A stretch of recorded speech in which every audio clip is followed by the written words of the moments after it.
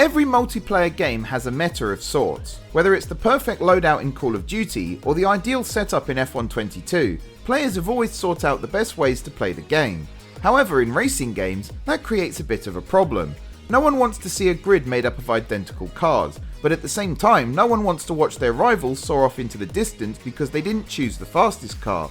So how do you fix metas in racing games? Well, as it turns out, that question was answered over 15 years ago. I'm Mark from RacingGames, and we think this is how to fix the meta issue in racing games.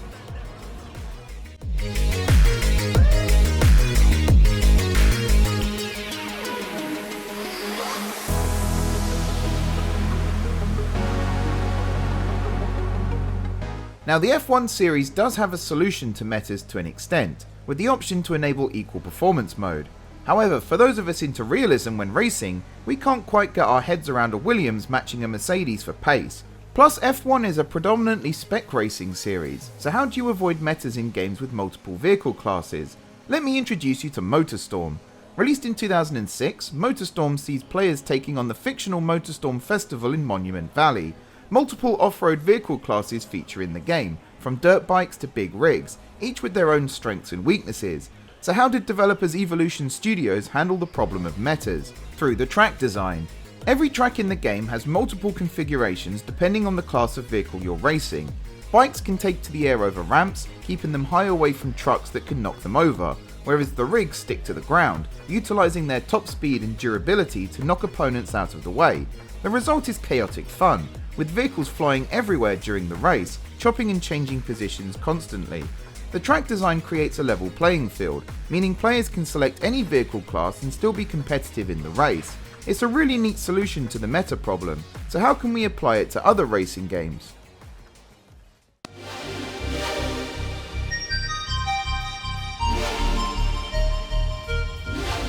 For arcade games, following in the footsteps of MotorStorm is a possibility. Forza Horizon 5 could very easily have multiple configurations of each circuit according to the vehicle class chosen.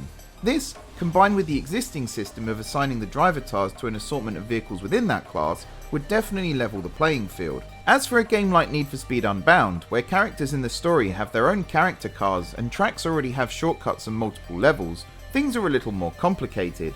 Rubber banding could be a solution, but then we're treading into Mario Kart territory. A better way to solve metas would be to incentivize players to use different vehicles, either by adding an extra reward for being the only driver in that make and model of car, or by punishing players for picking the same car as another racer. In a game where money is pretty much everything, this system should be effective.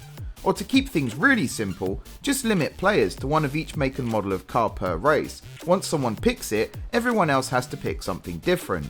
This doesn't really fix the issue of a meta car being faster than the others though, which really is the meat of the problem.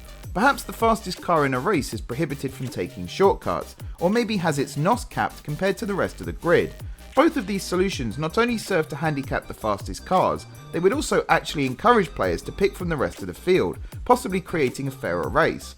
Arcade races are relatively unrestricted when it comes to fixing meta problems, but how do you solve metas when it comes to sim racing?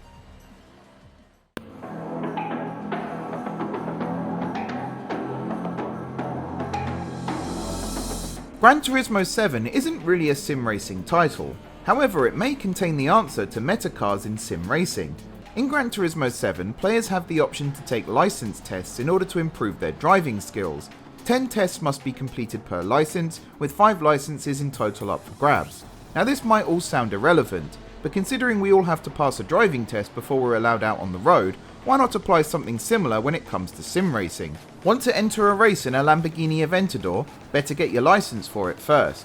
These licenses can be split per vehicle or per class, either restricting individual vehicles from being able to race in, or blocking off entire classes until players have achieved enough licenses.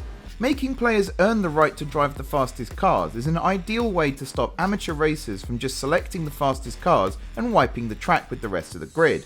Or worse, wiping out the rest of the grid when they can't control the torque. So we're actually solving two problems here. Now I know what you're thinking. What if you end up with a grid of Lambos if everyone has a license? Well, firstly, congrats everyone on passing the tests. And secondly, the idea would be to reduce the number of players simply picking the fastest car from the get-go.